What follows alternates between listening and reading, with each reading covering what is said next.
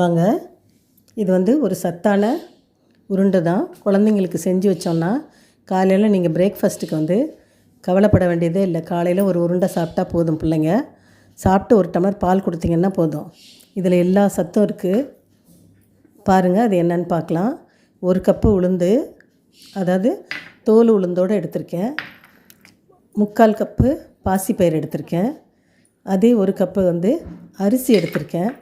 அரிசியை மட்டும் எல்லாம் வறுக்கிறதுக்கு முன்னால் கழுவிட்டு தண்ணியை வடிய வச்சுருங்க. 1/2 கப்பு கோதுமை எடுத்திருக்கேன். அப்புறம்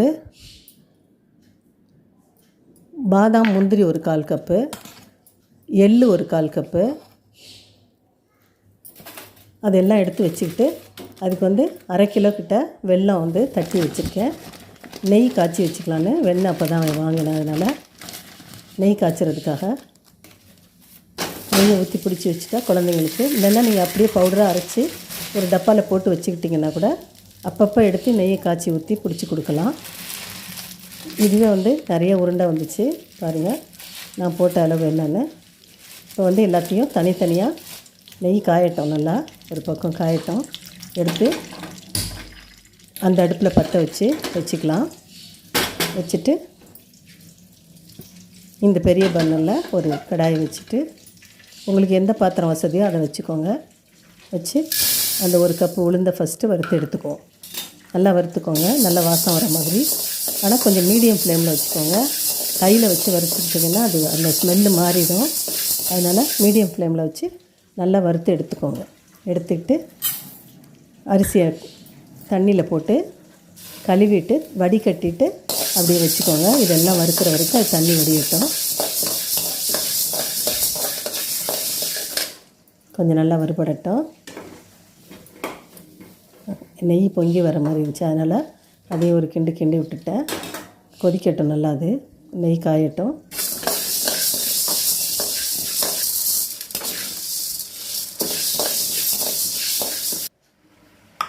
பாருங்கள், அந்த அளவுக்கு வறுத்துக்கோங்க. வறுத்து எடுத்துட்டு ஒரு பாத்திரத்தில் கொட்டிக்கோங்க. அதை அடுத்தது அதுலேயே ஒரு 5-6 ஏலக்காயும் நான் போட்டு வறுக்கிறேன். பாசிப்பயிறு கூடைய 3/4 கப்பு பாசிப்பயிறு. நீங்கள் 1 கப்பே கூட பாசிப்பயிறு போடலாம், ரொம்ப நல்லது. அதனால் 3/4 கப்பு பாசிப்பயிறு நான் போட்டிருக்கேன். 1/2 கப்பு அரிசியை கழுவிட்டு தண்ணியில் போட்டு வச்சுருக்கேன். பாருங்கள், பாசிப்பயிறு நல்லா இந்த அளவுக்கு வறுத்து எடுத்துக்கோங்க. ஏலக்காயும் அதோடு சேர்த்து போட்டு வறுத்துக்கோங்க.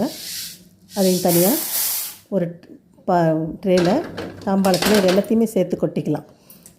தனித்தனியாக வறுத்துட்டு ஒன்றா கொட்டிக்கோங்க. இது கோதுமையை கூட கழுவிட்டு தண்ணி இல்லாமல் வறுத்திங்கன்னா சூப்பராக இருக்கும். நல்லா எப்படி பொரியுது பாருங்கள். அப்படியே வாயில் போட்டாலே பொறுன்னு. எங்கள் அம்மாலாம் நாங்கள் சின்ன பிள்ளையா இருக்கையில் இது மாதிரி வறுத்து கொடுப்பாங்க, சாப்பிடுவோம். அது இத்தனைக்கு ரேஷன் கோதுமை தான்.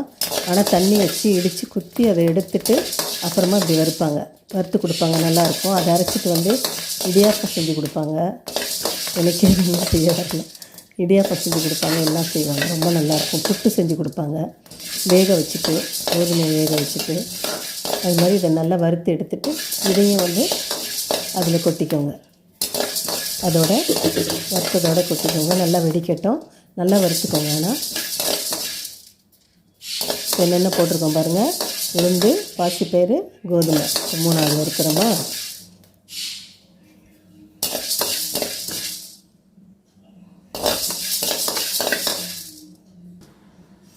பாருங்கள் எந்த அளவு வறுத்துருக்குன்னு. ஒரு கடையில் வாங்கின கோதுமை தான், பஞ்சாப் கோதுமைன்னு சொல்லுவாங்கள்ல அது. எடுத்து பாத்திரத்தில் கொட்டிக்கோங்க. ஒரு தாம்பாளத்தில் எல்லாத்தையும் கொட்டி தனியாக ஆற வச்சுக்கோங்க. அடுத்தது வேர்க்கடலை 1/4 கப்பு, இல்லைன்னா ஒரு கை ஃபுல்லாக போட்டுக்கோங்க வேர்க்கடலை. அதே மாதிரி முந்திரி, பாதாம் இதெல்லாம் தனித்தனியாக வேர்க்கடலையும் நல்லா வறுத்து எடுத்துக்கோங்க. முந்திரி பாதாமையும் லேசாக வறுத்து அது ரெண்டும் சேர்த்து நான் 1/4 கப்பு எடுத்தேன். நீங்கள் ஒரு கை கூட போட்டுக்கோங்க. ஒரு கை பாதாமும் ஒரு கை முந்திரி போட்டு வறுத்துக்கோங்க. ஒரு 1/4 கப்பு வெள்ளை எள்ளு இருந்துச்சுல்ல அது, இதை மட்டும் தனியாக வச்சுக்கணும். இது கம்பு ஒரு 1/2 கப்பு போட்டுக்கோங்க. போட்டு நல்லா வறுத்துக்கோங்க. நல்லா பொரிஞ்சு வரும் பாருங்கள். இப்போ கம்பு, உளுந்து, பாசிப்பயிறு, அரிசி, கோதுமை இது எல்லாத்தையும் வந்து ஒன்றா போட்டுக்கலாம். நீங்கள் ஒரே தாம்பாளத்தில் போட்டு ஆற வச்சுக்கோங்க. இந்த வேர்க்கடலை, முந்திரி, பாதாம், கசகசாங்கிற இது எள்ளு, இது நாளையும் நீங்கள் வந்து தனியாக ஒரு தட்டில் கொட்டி ஆற வச்சு அதை மட்டும் தனியாக அரைச்சிக்கணும். ஏன்னா அதில் கொஞ்சம் எண்ணெய் சத்தோடு வரும். எல்லாம் சேர்த்து அரைக்கிறப்ப நல்லா அரைப்படாது. அதனால் இதை அரைச்சிக்கிட்டு நீங்கள் அதை தனியாக அரைச்சிக்கலாம். கம்பு நல்லா வறுத்தாச்சு. கம்பையை எடுத்து கொட்டிட்டு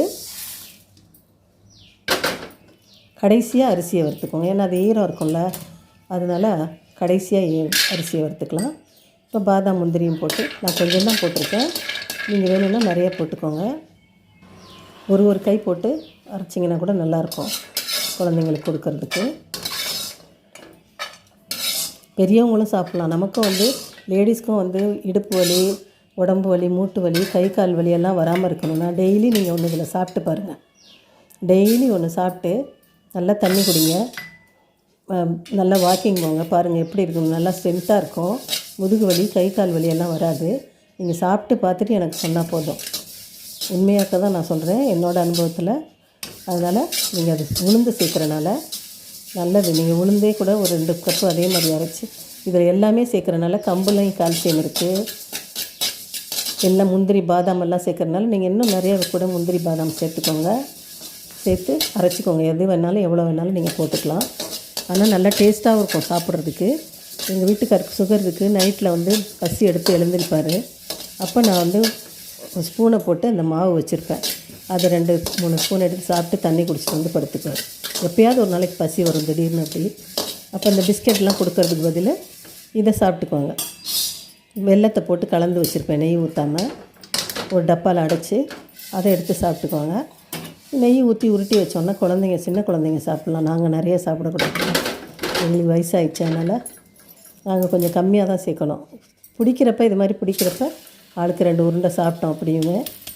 இப்போ அரிசியை போட்டு நல்லா வறுத்துக்கலாம்.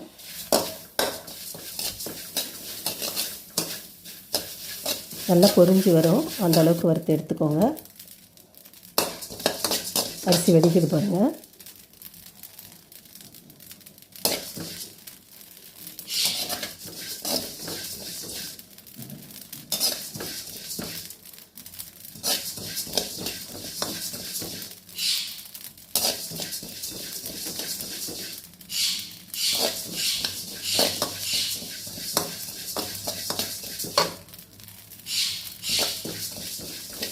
அரிசி வறுக்க தான் கொஞ்சம் லேட் ஆகும். நல்லா வறுத்துக்கோங்க. வறுத்து எடுத்துட்டு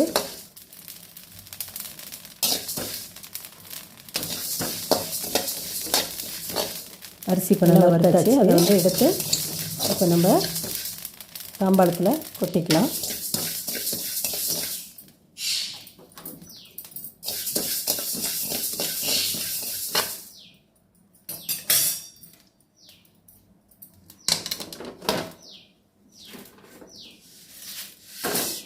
எல்லாத்தையும் இப்போ அதில் ஒன்றா சேர்த்து வச்சாச்சு.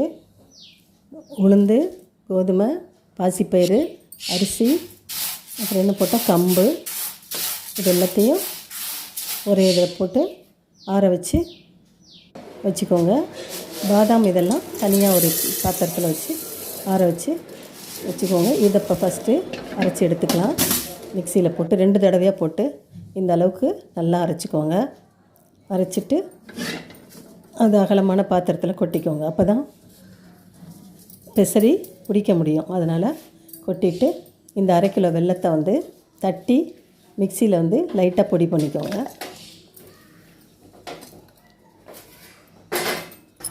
அதையும் 2 தடவை போட்டு அந்த மாவை அரைச்சி முடித்ததுக்கப்புறமா இந்த வெல்லத்தை பொடி பண்ணிவிட்டு அதோட கொஞ்சம் மாவை கலந்து ஒரு பாதி மாவை போட்டு அரைச்சிங்கன்னா அந்த வெல்லம் நைஸாக தூளாகிடும். பாருங்கள், அது மாதிரி மாவை போட்டு அரைச்சி எடுத்துக்கோங்க. 2 இப்போ ஒன்றா கலந்துருக்கு பாருங்கள். அதே மாதிரி 2 தடவையாக அந்த வெல்லத்தையும் மீதி இருக்கிற மாவையும் அரைச்சி எடுத்து கொட்டிக்கோங்க. நெய்யும் காஞ்சி ரெடி ஆயிடுச்சு. 2வது வெல்லத்தையும் அதில் போட்டு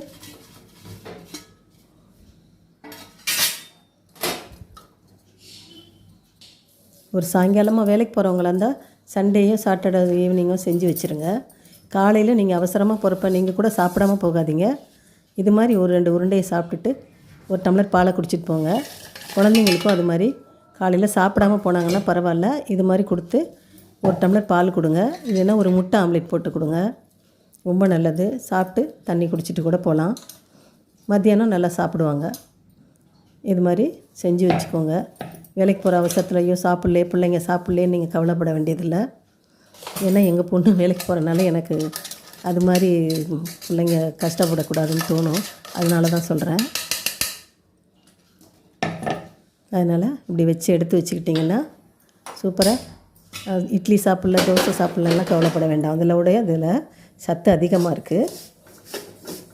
நெய்யும் சேர்க்குறனால வாரத்துக்கு ஒரு தடவை இது மாதிரி செஞ்சு பிடிச்சி வச்சுக்கோங்க. ரொம்ப நல்லாயிருக்கும். திகட்டாது. வேண்டானே சொல்ல மாட்டாங்க பிள்ளைங்க. டெய்லி ஒன்று கட்டாயம் சாப்பிடுவாங்க. செஞ்சு பாருங்க. ஆனால் போட்டு இப்போ நல்லா 2 கரண்டி நெய் எடுத்து நல்லா கலக்கிக்கோங்க. ஏன்னா 2 தடவை அளந்து ஊற்றிருக்கோம்ல அரைச்சி.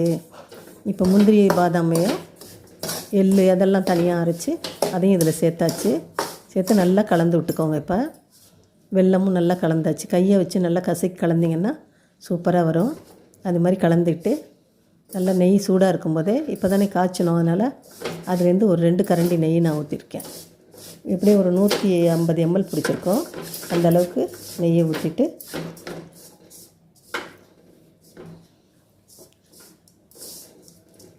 இல்லைன்னா நெய் சூடு பண்ணிக்கோங்க. நான் இப்போ வெண்ணெய் காய்ச்சினால சூடாக இருக்குது, அதனால் அதையே ஊற்றிக்க போகிறேன். ஊற்றிட்டு நல்லா கலந்து விட்டுக்கோங்க. மாவை நல்லா கலந்துக்கோங்க.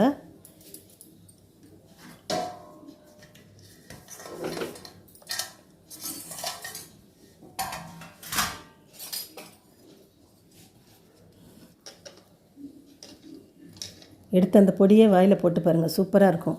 அதையே சாப்பிட்லாம். ஃபஸ்ட்டு அது மட்டுமே சாப்பிட்லாம், ரொம்ப நல்லாயிருக்கும்.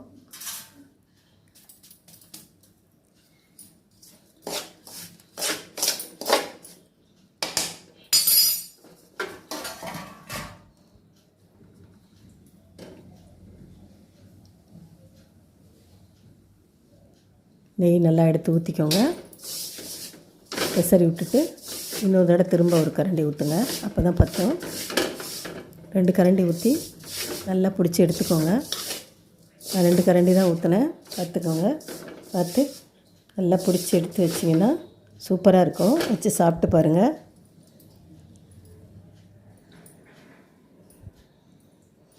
கொஞ்சம் கொஞ்சமாக எடுத்து கூட பாதி மாவில் நான் இப்போ கலந்துருக்கேன். இன்னொரு மாவை எடுத்து மறுபடியும் நெய் விட்டு கலந்துக்கலாம். இப்போ இதில் ஒரு கரண்டி நெய் விட்டு கலந்துருக்கேன். பத்தலைன்னா மறுபடியும் விட்டு பிடிச்சிக்கலாம். நல்லா அழுத்தி பிடிங்க. பிடிச்சி ஒரு டப்பாலையோ ஒரு சம்படத்துலையோ போட்டு மூடி வச்சுக்கோங்க. ரொம்ப சூப்பராக இருக்கும். பிடிச்சிருந்தால் லைக் பண்ணுங்கள், ஷேர் பண்ணுங்கள், மறக்காமல் சப்ஸ்கிரைப் பண்ணுங்கள். சாப்பிட்டுட்டு எனக்கு கட்டாயம் கமெண்ட்ஸில் போடுங்க. ரொம்ப நன்றி, வணக்கம்.